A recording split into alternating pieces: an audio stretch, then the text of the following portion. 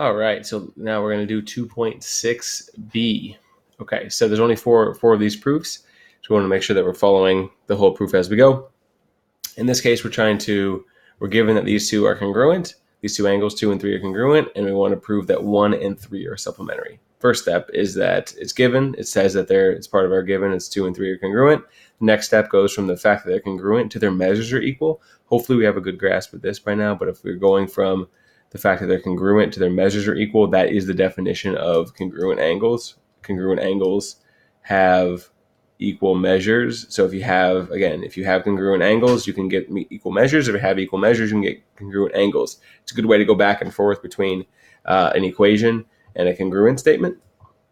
All right, next thing that we have is a linear pair theorem. And remember, the linear pair theorem says that if we have a linear pair, then those angles are supplementary. So 1 and 2, I can see from the diagram, form a linear pair. So I could actually say my conclusion based on the linear pair theorem is going straight from, hey, they're a linear pair to they're supplementary. So I can actually say angle 1 and angle 2 are supplementary. And then it gives me that they add up to 180 because that's the definition of supplementary angles. It gives me that one. Then it says, well, it's replacing 2 with 3 in this next step. So going from step 4 to step 3 is actually replacing 2 with 3, and I'm allowed to do that because of this step right here, step 2. And so I'm basically using, it even tells me I'm using steps 2 and 4. I'm actually replacing, apart from step 2 in 4, so it's actually substitution. So we'd say substitution, and this is property of equality. And then finally, we know our last statement is always what we're trying to prove. So angles 1 and angle 3 are supplementary. And again, we know this because we're going from this step. Well, 1 and 3 add to 180. So that's what supplementary means. So if 1 and 3 add to 180, then 1 and 3 are supplementary, and that's the definition of supplementary. All right, we're given that angle BAC is a right angle. We're given that angle 2 and 2 is congruent to 3, which are marked on the diagram as well. So we're given the fact that it's a right angle, and the next step is, hey, angle BAC is a right angle, so the measure of angle BAC equals 90. So that's the definition of a right angle, is that its measure is 90.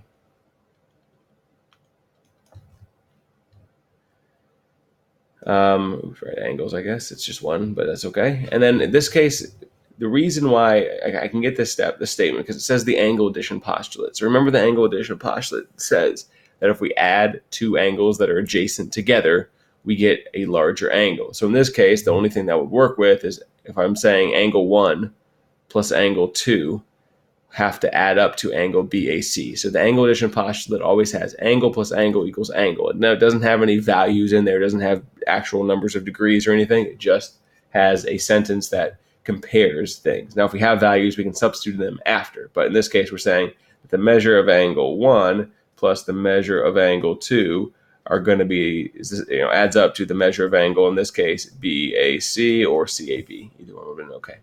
And that is, I don't know, I put that in the wrong spot. Sorry, everyone. I put that in the wrong spot, but that is this right here. Sorry.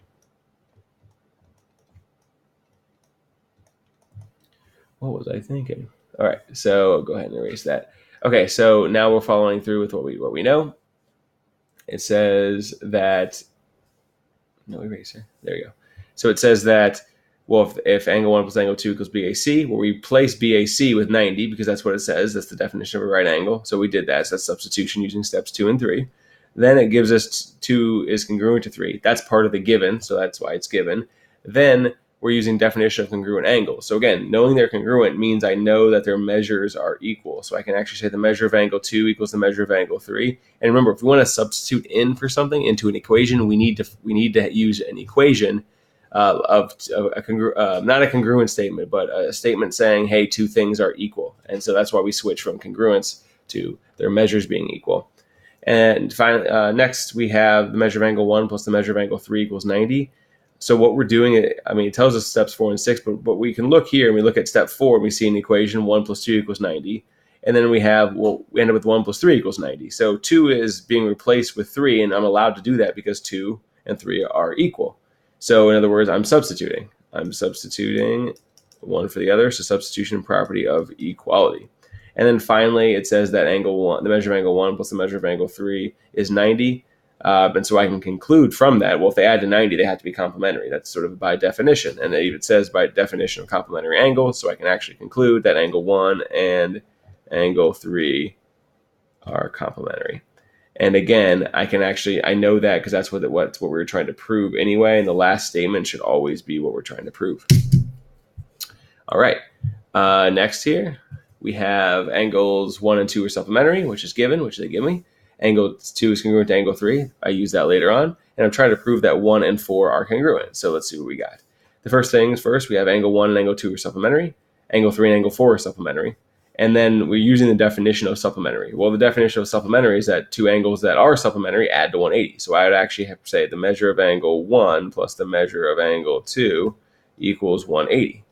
And then also in the same step, because they have the same reason, the measure of angle 3 plus the measure of angle 4 are 180. Fair enough. And then what we do is we basically say, oh, look, they both equal 180. So let's set them equal to each other. That's what happens in the next step. So that is either substitution, because we're substituting 180 for one or the other. But I'd say it's probably transitive is probably the way to go, because we're basically saying if 1 plus 2 equals 80, or sorry, 1 plus 2 equals 180, and 180 equals 3 plus 4, well, then we sort of have a transitive chain happening. So transitive property of equality. It gives me that given. And then it's going from the fact that it's congruent to their measures are equal. That's the definition of congruent angles. Good.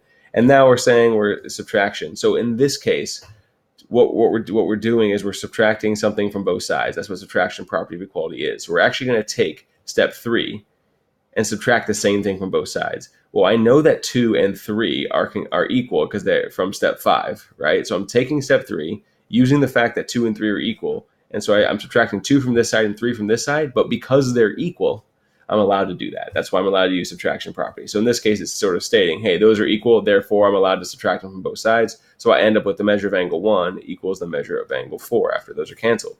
And then so we go from, oh, their measures are equal to that they're congruent. Well, that's just the definition of congruent angles.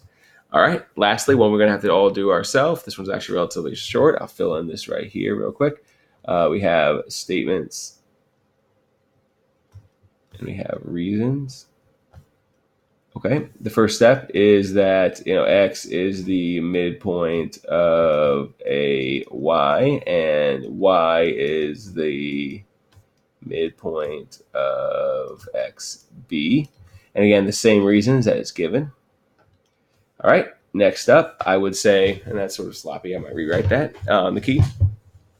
So the next thing is the fact that they're the midpoint, right? So in other words, X is the midpoint of AY tells me that AX and XY are the same, right? Midpoint means exactly in the middle, so it means AX, right, is going to be congruent to XY. And the reason why I'm doing congruent and not equals, not AX equals XY, is because I'm trying to prove something that's congruent, so I might as well start there. You could do it the other way and then sort of switch it, but this way works. And then also, well, if Y is the midpoint of sort of XB here, well, then I know that XY, segment XY is going to be congruent to segment YB. And that's the same reason. That's just what midpoint means. So that's the definition of midpoint. It means it splits the line exactly into two congruent segments. Okay, and then so finally, we can actually, we're done. We can actually get to AX is going to be congruent to YB, and we can get there because if we read the previous step, it says segment AX is congruent to segment XY, and segment XY is congruent to segment YB. So because of sort of transitive property, I can say, well, segment AX is going to be congruent to segment YB. So this is going to be the transitive property of congruence in this case, right? So, there's a couple other ways to sort of do this, to sort of manipulate it around. Some of which would include, converting these, maybe using the definition of congruent to make them equal, and then using the transitive property of equality, and then converting it back into it. That would probably take a few extra steps, but this one seems to work fine. All right, looks like we're all set. Thank you for watching.